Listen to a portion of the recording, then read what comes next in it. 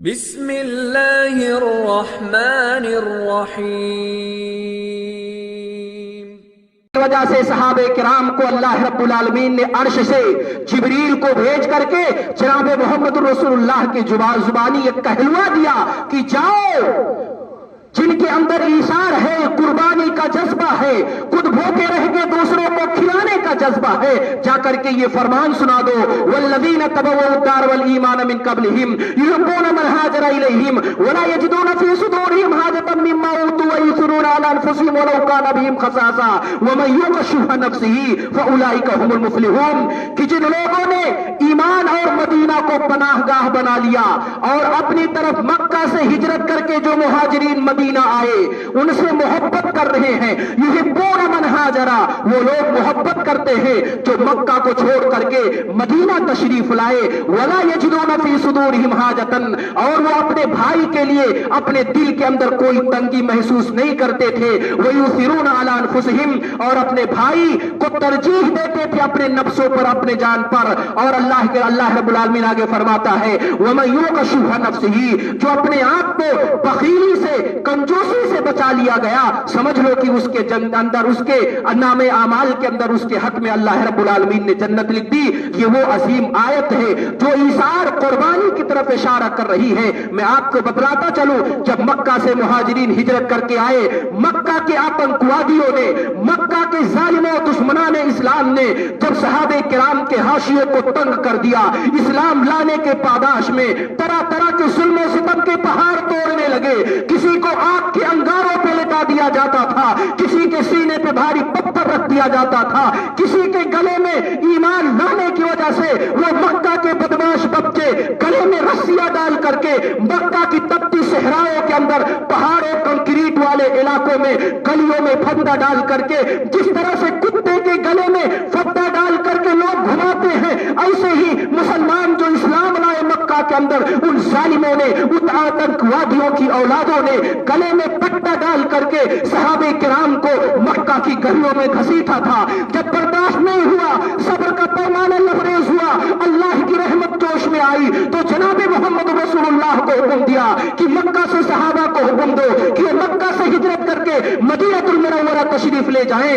ابھی ان کے پاس رہنے کے لیے مدینہ میں گھر نہیں ہے، کھانے کے لیے سامان نہیں ہے، اللہ کا حکم آ رہا ہے۔ صحابہ کرام مکہ میں اپنی پراپرٹیوں کو چھوڑ دیا، اپنے گھروں کو چھوڑ دیا، اپنی بیویوں کو چھوڑ دیا، اپنے بچوں کو چھوڑ دیا، رشتہ داروں کو چھوڑ دیا، ریلیشن والوں کو چھوڑ دیا، اپنے دوستوں کو چھوڑ دیا، احباب کو چھوڑ دیا، مکہ کو چھوڑ کر کے مدینہ کی طرف ہجرت کر کے آئے۔ جب مکہ کے اندر، مکہ سے ہجرت کر کے صحابہ کرام مدینہ تشریف لائے تو مدینہ کے انصاریوں نے کہا آؤ میرے پیارو مہاجر، آپ کا ویلکم ہے، آپ کا سواگت ہے۔ انصاریوں کے پاس 2 بیویاں ہوتی تھی، ایک کو طلاق دے کے مہاجر بھائی سے نکاح کروا دیتا تھا، کسی کے پاس 2 ایکڑ زمین ہوتی تھی تو 1 ایکڑ مہاجر بھائی کو دے دیتا تھا، کسی کے پاس 2 گھر ہوتے تو 1 گھر اپنے مہاجر بھائی کو دے دیتا۔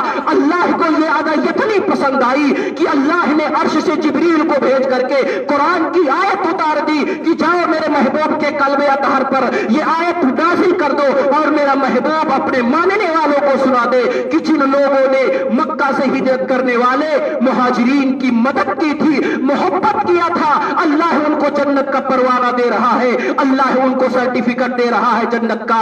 ولا یجدون فی صدورہم، اور ان کی ایک صفات یہ تھی میرے پیارو، جب مہاجرین کو دیا جا رہا تھا، جب بیویاں دی جا رہی تھی، کھیتیاں دی جا رہی تھی، پراپرٹیاں تقسیم ہو رہی تھی تو دوسرے انصاری کو تکلیف نہیں ہوتی تھی کہ یہ میرا بھائی اجنبی ہے، یہ میرا بھائی اجنبی ہے، میں تو برسوں سے مدینہ میں رہ رہا ہوں، یہ میرے بعد آیا ہے، مجھ سے زیادہ مالدار ہو گیا ہے، اس کی کھیتیاں مجھ سے زیادہ ہو گئی ہیں، اس کی پراپرٹی مجھ سے زیادہ ہو گئی ہے۔ یہ حسد نہیں تھا، یہ جلن نہیں تھا، صحابہ کرام نے استقبال کیا۔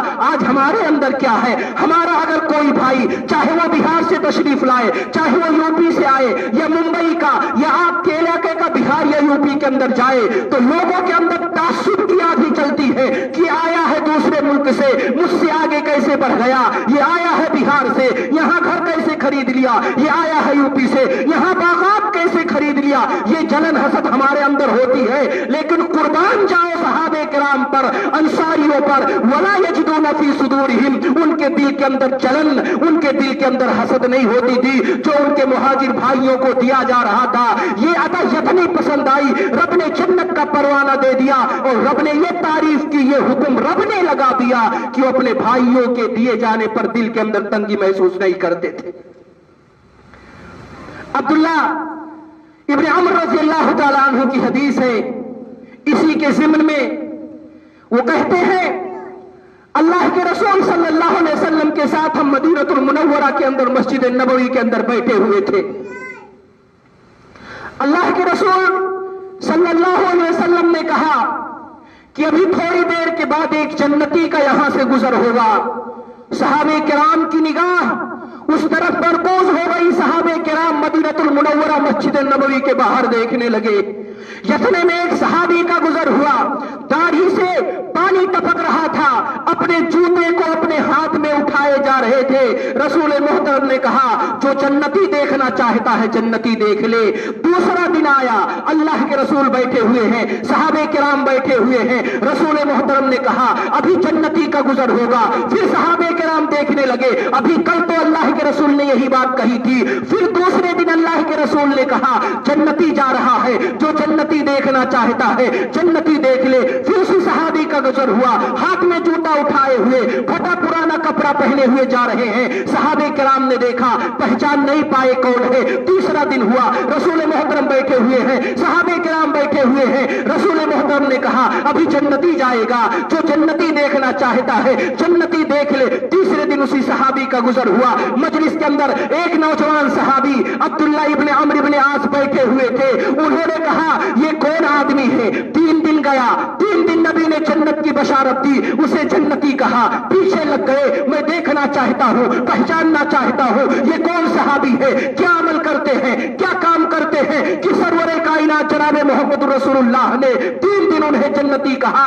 पीछे चले जाते हैं, उनके घर पे तशरीफ ले जाते हैं। सहाबी पूछ पड़ते हैं किस मकसद से आए हो? अब्दुल्ला इब्न अमर ने जवाब दिया मैं मेहमान बनना चाहता हूं। कहते हैं अहलन व सहलन मरहबा, आइए इस्तकबाल है। मेहमान शौक से बनिए, मेहमान बन जाते हैं। सहाबी के घर ठहर जाते हैं, रुक जाते हैं, खाना खाकर के सो जाते हैं। अब्दुल्ला इब्न अम्र इब्न आस को नींद नहीं आती है कि मैं देखना चाहता हूं कि रात की तन्हाई में ये सहाबी कौन सा अमल करते हैं। पूरी रात वो नहीं सोए, सोने का बहाना बनाए, देखते रहे। सहाबी रात में उठे नहीं, न नमाज पढ़ने के लिए, न तहज्जुद पढ़ने के लिए। फजर की अजान हो जाती है, फजर में उठते हैं नमाज पढ़ने के लिए। उसके बाद दूसरा दिन गुजर जाता है। अब्दुल्ला इब्न अमर इब्न आस सोचते हैं कि हो सकता है आज उन्होंने कोई अच्छा काम ना किया हो सकता है कल वो काम करे।